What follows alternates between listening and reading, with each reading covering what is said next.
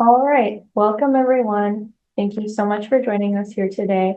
The workshop is again, Zotero set up an introduction and we'll go ahead and get started. All right, so my name is Inbar Michael. I am the research and instruction librarian.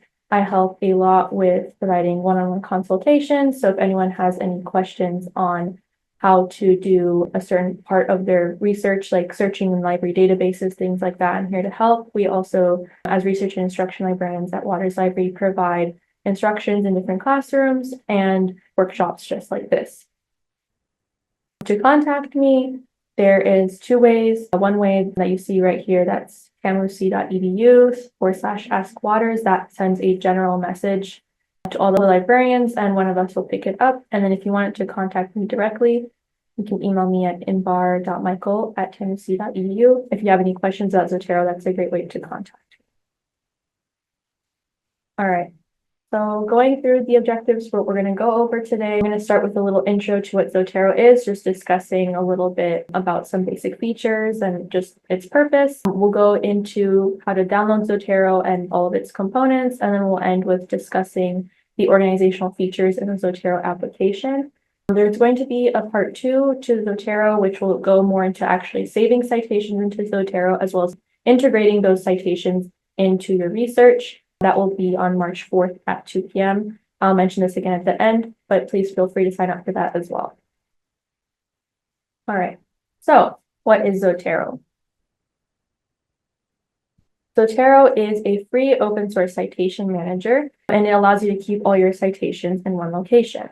There is both an online and a desktop application, so you're able to use Zotero on different computers, as well as to sync those citations to your personal computer where that desktop application is. The other element of Zotero is what is known as a browser plugin, which essentially will allow Zotero to collect citation information as you're finding it online.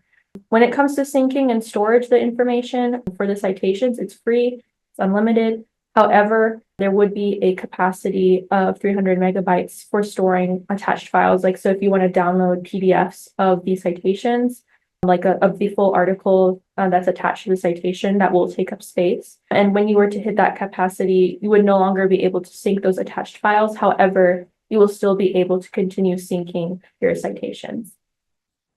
Some people ask, why do you recommend Zotero? Why should you use Zotero? I think that managing citations for different classes or research projects, it can be overwhelming. But with Zotero, you are able to essentially simplify the process of citation management. You can stay organized and quickly implement those citations into your writing since it's all in one location. All right. So the rest of this session is going to be demonstration. So we're going to be doing a lot online. If people want to follow along, at this point, I will be going to zotero.org. I'm going to leave this presentation and go to the website. So if you would like to follow along, that is where I will be going. So I'm going to open up a new tab to the class. And when you type in zotero.org, it should pop up as the first option. If not, and I'll show the other way as well, you can just type in Zotero and it will be the first option here in Google. Okay.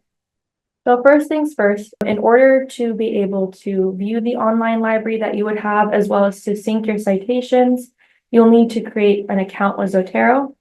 So right here, kind of in the top right corner of the website, you'll see there's an upgrade storage option. Right next to it, there's a link for logging in. So I'm going to go ahead and click on that. Now, the login is right here, and we'll come back to this in just a moment, but to register for a free account, we'll go ahead and click right above the login. There's an option to register for a free account. And it takes us to the page where you would fill in your information. So you can pick a username, and then you fill in your email and then a password. And for your email, I do personally suggest using your personal email. The only reason being, if you were to leave this university, you would lose access to your email, and then you would lose access to Zotero because it's tied to that email account. So that way you can bring your citations with you to different places if you decide to leave. Additionally, if you still want to use your work email, that's totally fine. You can always switch your email at a later point. So once you fill out all these fields and then you do the CAPTCHA to say that you're not a robot and register, you'll get sent a confirmation email, and that will complete the section on registering for Zotero. Okay. I am going to go back to the homepage of Zotero. So to do that, I'm going to click here, kind of in the center left. There's a huge Zotero icon, and it will just take us back to the homepage. To access the online Zotero library, we're going to, again, go back into login. But right before that, I do also want to mention the two versions of Zotero that I had briefly mentioned. There's the online library and the desktop application. We will be downloading the desktop application in just a moment and going through those steps as well. Essentially, the purpose of the online library is to allow you to access your citations wherever you go. So let's say you have the personal computer where you have your desktop application, that's your main computer where all your citations are stored. And let's say you forget to bring it with you, or you can't bring it with you, you can always sign in online on the website for Zotero to access your citations that way. And then you can send them back to the main application through the syncing. And that's the purpose of the online library. So we're going to go ahead and actually sign into the online library. You can follow along on your own screen if you want to do this for your own Zotero, or if not, you can look at mine. So I'm going to go ahead and click on login again, which is, like I said before, next to this upgrade storage link that is kind of in the top right center portion of the screen. And I'm going to go ahead and log in with my information.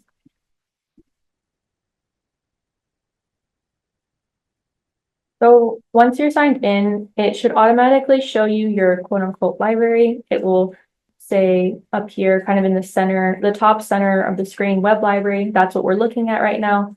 As you can see, I've been using this quite a bit. I've been using this since I was in grad school, so I have a lot of citations.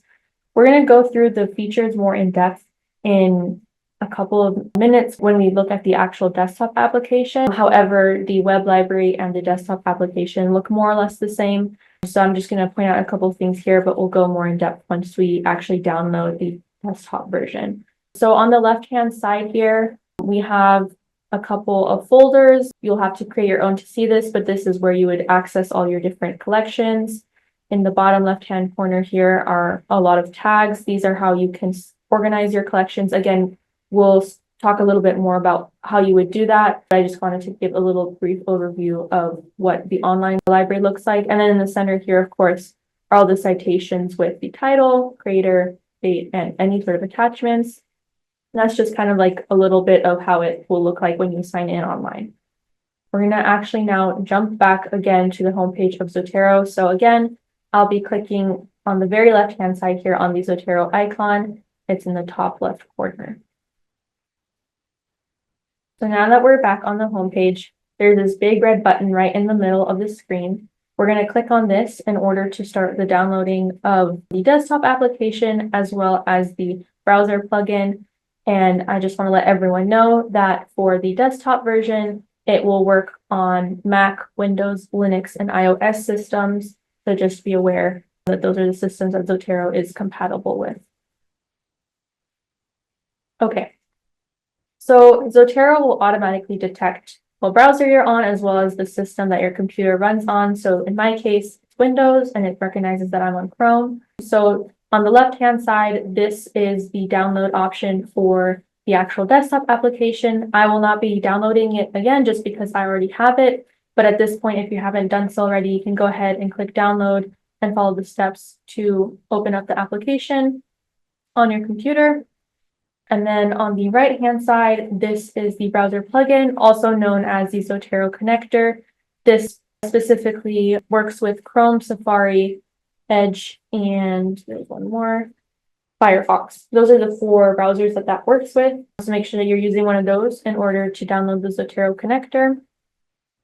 The plugin essentially is going to allow you to click on a bookmark that's going to appear right here in the top right-hand corner. If you can see my mouse, there's a couple of different things pinned here on my taskbar. One of them is the Zotero connector. I'm going to actually click on the puzzle piece, or what's known as the extensions, and it will show a little bit more clearly that I have a Zotero plugin that's pinned. That's what it will look like once you've downloaded and pinned the plugin.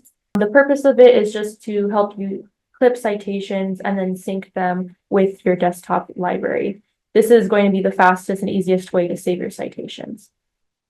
The other thing to note about the Zotero connector is that it can kind of quote unquote see what type of page you're looking at. You will need to be signed into your online library or have the desktop application running in order for the citation clipper to work. Otherwise, it will not work. One of those has to be opened, and it will gather the information from whatever you want to cite. And additionally, if you come for the second part of the series, I'm going to show a little bit more of what it looks like when you're actually clipping the citation. But this little icon right here is actually, I'm showing over here in the top right corner for the Zotero plugin. It actually changes shapes depending on what you're looking at.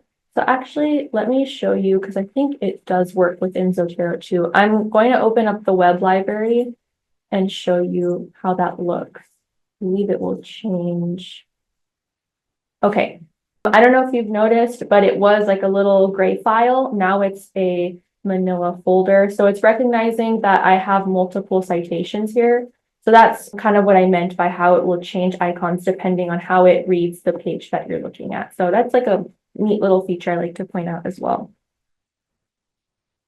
Okay, I'm going to stop right here for just a moment and ask if you are following along, if you've been able to download both the desktop application as well as the Zotero connector. And if there are any questions or issues, to please let me know, and I'll wait just a minute to see where everyone's at.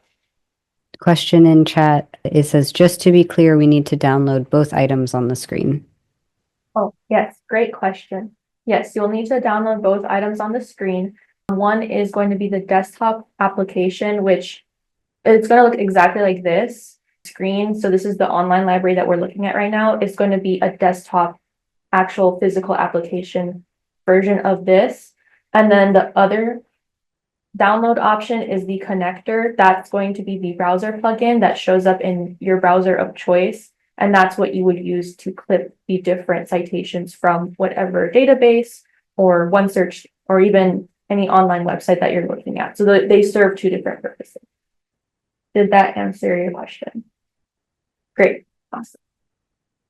Okay, if there's no other questions, we'll move on. Again, if you're having any issues with downloading anything, you can always feel free to contact me after this session. I'm happy to meet up with you and provide a little bit more assistance that way as well. But we're going to go ahead and move on to the next part. So the next part will be syncing the actual desktop version with the online version of the library. So that way, whenever you're using another computer, you're able to share your citations with your desktop application. So if you're following along on the screen, that's great. If you want to do it on your own application too, that's fine. I'm going to go ahead and open up the Zotero application. I have mine pinned to my task list down here on the bottom. You might need to search for it for the first time if you just downloaded it. But I'm going to go ahead and open it up here. Okay. So this is what the desktop library looks like. As I mentioned, it looks pretty similar to what we were looking at online. There's going to be a couple more features here that are not available on the online version, but other than that, they function pretty similarly.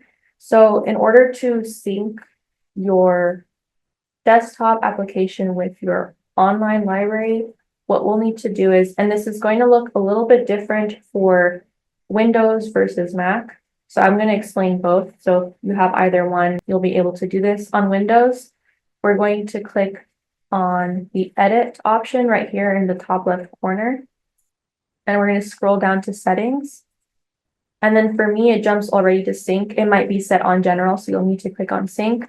And as you can see, I'm currently signed in, but if for your first time, you will not be signed in. So you'll need to link your account. You'll sign in with your username and your password. And then you'll want to make sure that you click on both options to sync automatically as well as sync full text content.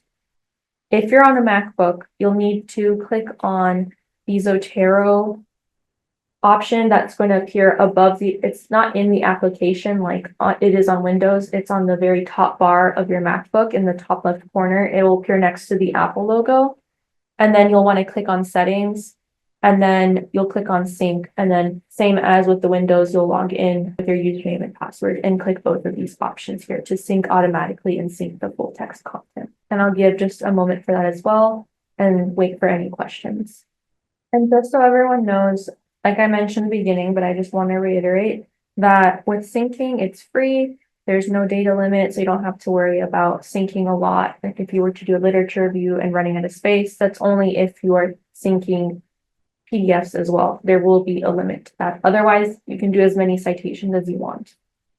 Okay, so we're going to jump into the next part of the workshop, which is talking a little bit more about the different features that you can use to organize citations, look at them in different ways.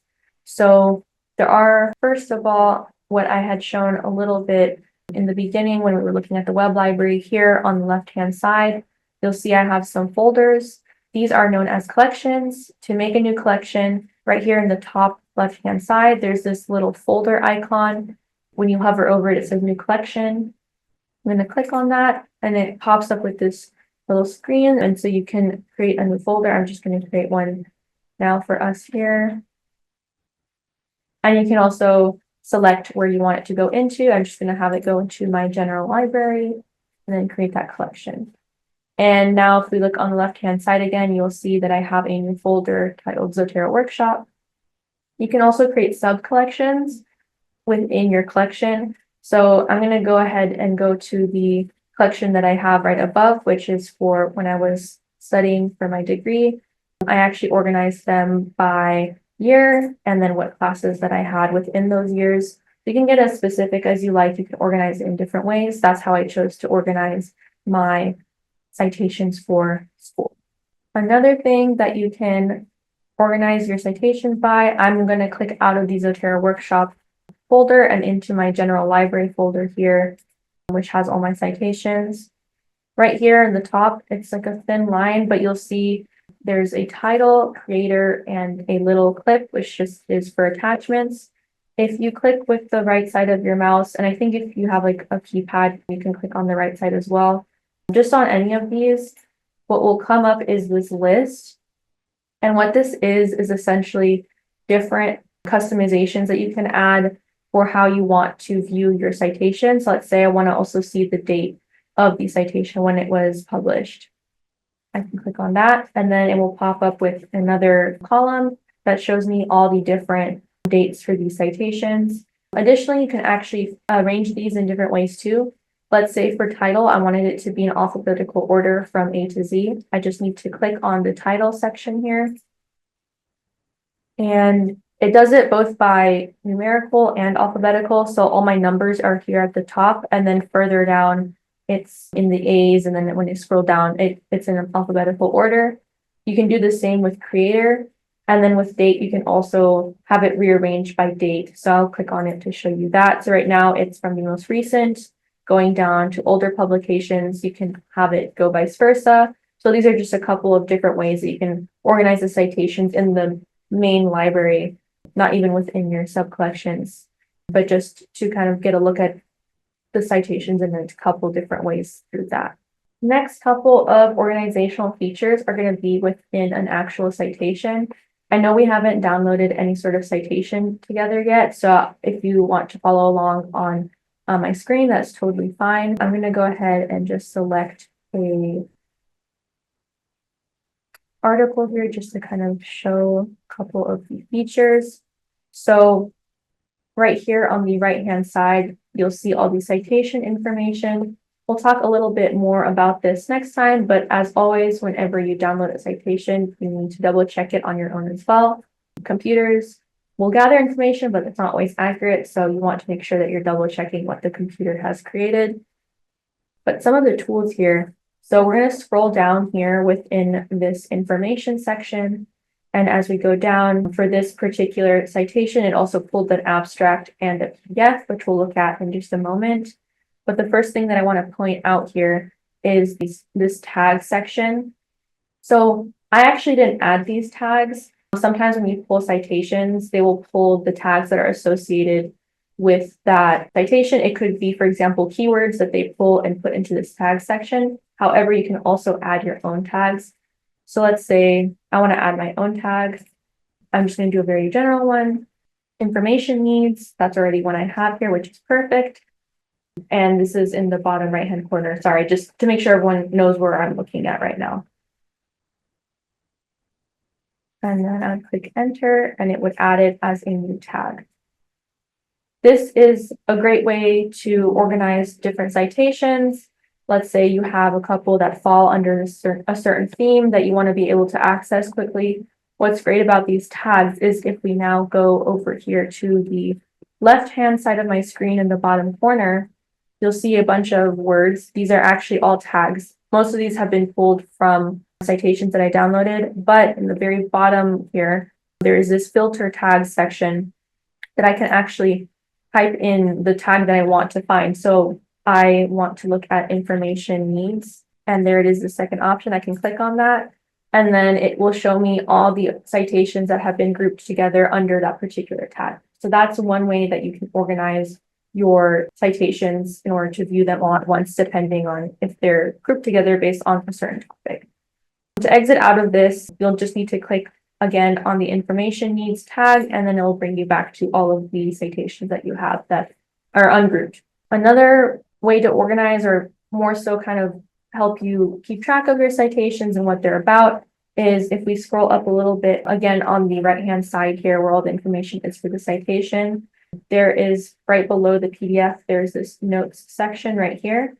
You can add a note here. It can be maybe things that you read about the article that you found interesting. But another feature actually when you download the PDF is that you can copy paste. Let's say you want to copy a certain sentence to cite it later on in your work. Actually, let me go ahead and show this within the PDF so it makes a little more sense. So I'm going to scroll and open the PDF. So you can actually just click on the attachment. I will click and it opens up the PDF if it is able to pull one. So let's say you wanted to use a certain quote from this article. So let's say I wanted to use this sentence right here, and then I will copy that. And I'm going to go back into my library. So the tabs are up here in the left-hand corner. And then I'm going to go back to my note and I'm going to paste it.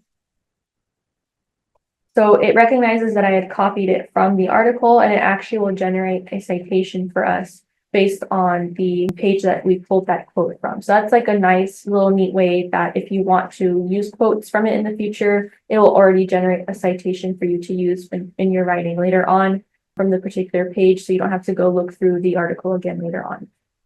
This is only, again, if you have downloaded the PDF with the citation. And then the final thing that I wanted to note when it comes to different ways to organize the citation is if we go down here to, and I'm clicking out of the note back into the citation. If you notice here in the center of the page where it's highlighted for the citation, when you have notes in PDFs, it will create like subsections for them within the citation. So I just went back into the citation itself, and then I'm scrolling all the way down. There is this little option right here that says zero related. This is where you can actually add different articles and tag them as related to one another. And this would be a great way for you to connect different articles that might have overlapping themes, or you think that they really relate to one another. Or even if, let's say you have a book and a book review and you want to just make sure that they are associated with one another, this is a way to establish those connections. So I'm just going to go ahead and do one that kind of makes sense here. I'm just going to do like basic research methods for libraries. I'm going to select that. And then here in the bottom right-hand corner, you'll see now it says one related. And if I click on that little basic research methods for librarians, it'll actually take us to that citation. So you can jump between the citations for those that are related to one another. Okay. Are there any questions about that part of organizational ways to organize your library within Zotero? There's one question in the chat. It says, is there a simpler tool to add a journal article as an item without adding the PDF into the library? As you said, adding PDFs seems like it's going to easily bring one to the megabyte limit. Yeah, so you can download citations without the PDF. Like that's something that you can make sure is not downloaded, and we'll go into that further next time. However, there's also options you see right here, and I'm going to talk about this again next time, but you see right here above the title, there's a couple of these options here. These are ways of adding citations manually. And when you add them manually, they don't pull any of the attachments. However, again, we'll go further into how to make sure that you can download citations directly from the web without pulling without pulling the PDF. But as you can see for me, because I have several here, it's honestly mostly pulled screenshots. Even if you are pulling journal articles, it won't always pull the PDF. It just depends on what you're looking at. And there's like a feature that you can toggle, but I do need to double check that. So I don't want to just say it without being certain. But there are ways to make sure that you pull it automatically without the PDF being attached. Does that answer your question? It's not like necessary just because it's attached to download the PDF with the citation. Okay, perfect. Yeah, that's a good question. I just wanted to clarify that. It's not like a requirement that the PDF comes with the citation just because it's there. Okay, the final thing I wanted to note here is, okay, there are a couple of ways to search within your citations as well. So right here in the top right-ish area, right above this date option that I have, you can actually search through all your citations here. You can search by their title, their creator, their date, etc. You can also search by the tags that they're linked by. This is a great way. Let's say you have a lot of citations like me and you want to find a certain one. You can use this to find that one. And then in the bottom left-hand corner right here, you can search specifically by tags. So if you want to filter by tags, which is what I showed you before, this is only for tags, but that's the other option for searching within your library. Okay, that concludes the first part of the Zotero series. But before we completely finish, there is one thing I wanted to note about Zotero. I'm going to go back to the website. So as you can see right here in the top next to the Zotero icon, there's the web library. That's how you would access the library online for all your citations. But right next to that are two other options that I want to specifically focus on. One of them is documentation. So I'm going to just open that in the tab so I can come back to that. So this essentially goes over installation, getting started, how to add things to your library, how to organize your library. So this is very detailed documentation, step by step, has photos as well to kind of show you how to do all those things.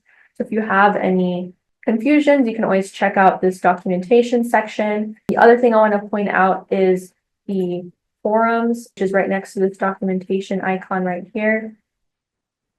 Like I said, Zotero is open source, so it's not owned by any particular company. The people who contribute to this are doing it because they really care about Zotero and want to make it better. So if you ever have any questions, you can search through the discussion, see if your question has been asked already. And if not, you can always create a new discussion and people tend to answer those questions pretty quickly. So it's a great way to kind of see what's going on as well as to see if there's anyone else with the problem that you might have and how you would fix that. Of course, you can always contact me. So I'm going to go ahead and pull that up again and present. So again, if you'd like to contact me, you can either use the form at tamuc.edu/askwaters. That will send a general message to all the research and instruction librarians, or if you have a particular question for me when it comes to Zotero, you can email me here at inbarmichael@tamuc.edu. And then again, just to reiterate, that the next part of this series is going to be on March 4th at 2 p.m. So I'll be showing how to use Zotero while writing research, as well as how to actually download the citations and find them in your library. Before closing up, are there any final questions? One question, when will this recording be available? Great question. So once I finish this recording and it gets downloaded and everything to the cloud, I'm going to start working on it. It might take me a couple of weeks just to do editing. We like to add captioning to everything just to make sure that it's accessible to everyone. But once it is finalized, you will receive an email because you were registrants for this workshop. You'll receive an email with a link to the workshop once it's been finalized and edited, and it'll be on our YouTube page. I would like to say like between 3 weeks and a month. This will be my first time, so it might take me a little bit longer, but you will definitely get a message once it is available.